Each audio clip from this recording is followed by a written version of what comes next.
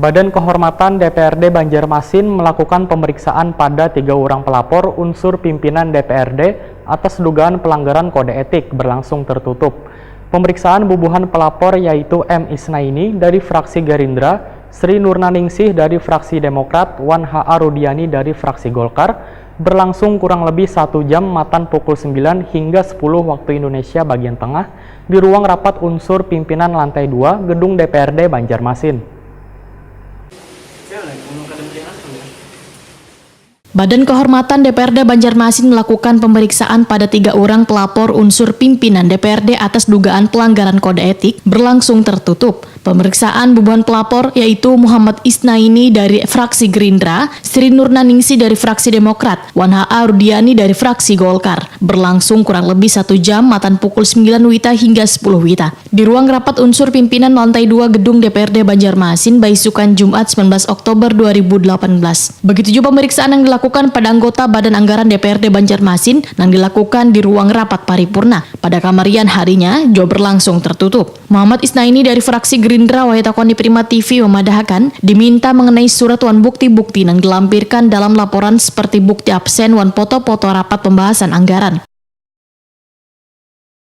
Jadi kan tadi sudah adanya pemanggilan dari kami yang dalam tanda kutip melaporkan, di mana memang dari Badan Kehormatan itu meminta gitu tentang pertama isi surat, yang kedua juga mengenai bukti-bukti yang disampaikan.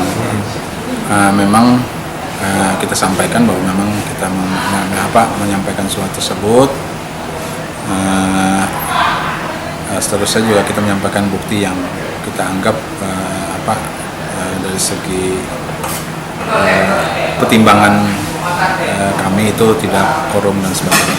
Jadi bukti absen, terus gambar yang melakukan rapat pada saat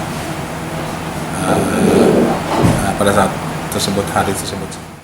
Sementara itu, Wakil Ketua Badan Kehormatan DPRD Banjarmasin, Abdul Gais, menyatakan pihaknya kada bisa membeberkan materi yang menjadi objek pemeriksaan bubuhan pelapor tersebut karena bersifat internal. Politisi Partai Demokrat ini menyatakan bila BK akan terus menelusuri permasalahan ini, termasuk memanggil anggota Banggar yang kada sempat hadir pada pemeriksaan kali ini lantaran adanya kesibukan. Sesuai dengan aturan, ya kan? Jadi kita minta keterangan yang terkait, kan gitu kan? Nah, jadi sudah kita mintai keterangan, mungkin nanti siapa lagi yang memang ada hubungannya dengan apa yang dilaporkan oleh pelapor gitu. Untuk selanjutnya gimana Pak? Yang selanjutnya kita semua panggil saksi-saksi yang katakanlah yang mengetahui yang terkait tadi, ya tentunya BK akan mengambil keputusan nanti kan. Apakah yang dilaporkan ini benar apa tidak, ya kita tidak bisa, kecuali kami sudah memanggil semua, sudah mendapat keterangan semua. Pimpinan, insya Allah mungkin dalam waktu dekat kami akan lanjutkan.